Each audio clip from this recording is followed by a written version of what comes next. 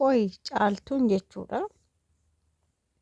Intaluu sana akkanatti gaafachuu ishii namoonni tokko tokko warri aaran jiru.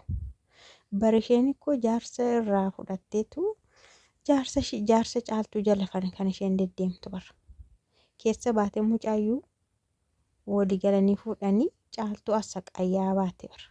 Amma caaltuu maal ishee goote akka isheen caaltuu gubaa baatetti.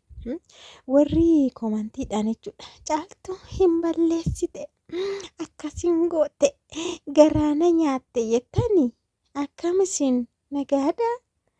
Isin warruma akkana jaarsa namaa jala deddeemu akkam deeggartu isin moo borri isinis jaarsa namaa jala warra deemtanidha. Isheen maal hojjechaa baatee dhufte caaltuudha marqaa baatee aannan kennaafii baate seetanii garaacha ishii gubaa baatee bobeessaa baatee boosisaa baatee waan meeqarratti hojjetaa baate bara intaltiin kun musiibaan kun jechuudha. Wayii akka inni haadha manaa qabu beekti akka inni ilmoo qabu beekti. Jaalala jette akkamitti namni hon jedhe jaarsa namaa jaallata hon jedhe abbaa ijoollee namaarra jaalalli nama qaba duraan dursa. Osoo isaan addaan hin bahin immoo addaan illee hin baane maalillee hin taane maalillee akkanumatti jechuudha xaalqa galtee dhufte. Amma caaltuun silaa kana indaamu wanti diimessitee gubuu qabdi akka yaada kootti qaxgootee gubuu qabdi bara. Ibidda diimessitee jechuudha gubuu qabdi hamma gubatte. Maal goote amma isheen afaaniin gaafatte malee haga amma viidiyoo kana arginetti waan goote qabdi. Tuqxe rukutte homaan goone. Namoonni tokko jala deemanii jiru. Garaana nyaatti innaa duraanuu garaa isin hin nyaanne yeroo caaltuun akkas taatumaa garaa isin hin nyaanne. Akkamitti isin nama akkanaarra gortu nama akkanaatiif dubbattu jiru tokko bara du'aa itti nan arga bara faallaa warra deeman deeggartoonni namoota akkasii jiru. Nama jaarsa namaa haate jala warri deeman qallaaliin jira warra akkasii maalidha seetan anuuf biratti argeera namoota akkanaa jechuudha. Warra akkasii maalidha warruma dura sitti inaafanii gaa'ila keetti inaafanii jireenya keetti inaafan kufuu kee warra barbaadan boo'uu kee warra barbaadan duruma isaa jechuudha.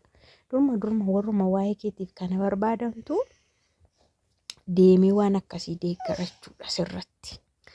Nagaan siniif haa ta'u kabajamtoota hordoftoota kiyyaa akkam jirtu nagaa keessanii ani baay'ee nagaa koo galata waaqaa ta'u baga jiraattan magarra geessanii.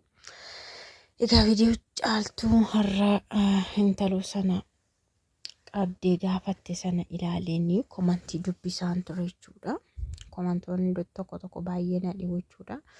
Anillee viidiyoon irratti hojjetamuu fi komantoota barreeffamu bakka kamittuu nan arga bakka baay'ee viidiyoo waa'ee ikoo ilaallatu nan arga achi jala deemee komantii nama babarreessus nan beeka. Namoonni tokko akka saree maraatu warri godhatan jiru. Nama bakka jaarsa namarraa fudhate kan deeggaran sappoortii kan godhan kan jajjabeessan jabaadhu kan jedhamu jiru jechuudha. Nama sana akkuma osoo milkaa'ee fi agadhuma osoo milkaa'ee fi ikkoo bareedaadha. Garuu namoonni warra akkasii kuni lafumatti hafu booda jechuudha. Bakka booda lafatti hafu. Nama baay'ee argineerra miidiyaa kanarratti nama jaarsa namaa jala deddeemee ofii harka duwwaa hafee tisiisni itti fuurse nama baay'ee argineerra jechuudha. Yoomillee haati ijoollee hinuma kabajamti sababa ijoollee qabduuf namichi yookaan jaarsi deeme sun deebi'ee hinuma gala ijoollittii sana barbaacha deebi'ee hin gala garuu warreen tiifoozoo taatee sagaxoonni akka jaarsa namaa ishee hattee sana sagaxan garuu lafatti hafu jechuudha.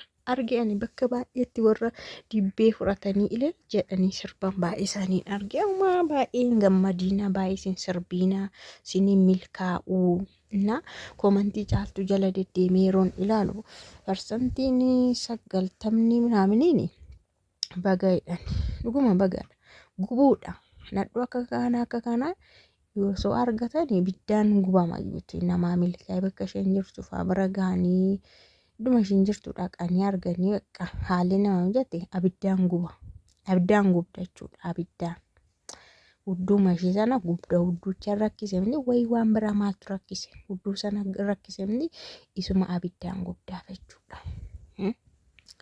yeroo sana gabjetti madaashii fudhattee teessee jechuudha. Osoo namaa milkaa'e namaatis akka goote jechuudha malee afaaniin miti kan gaafatu maalidhaan jettu akka goote caaltuun humaayyuu hin goone afaaniin gaafatte haga ammaatti jechuun tuqni maallee hin goone.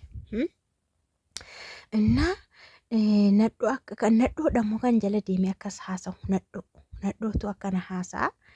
Maammoo isinimlee milkaa'u boriin hin qaanoftuu hin affartuu lafa laaltuu sirbitan sana deebistan iddoo fuutanii ofitti deebistan jecha dubbattan iddoo fuutanii ofitti deebistan hin dhabduu.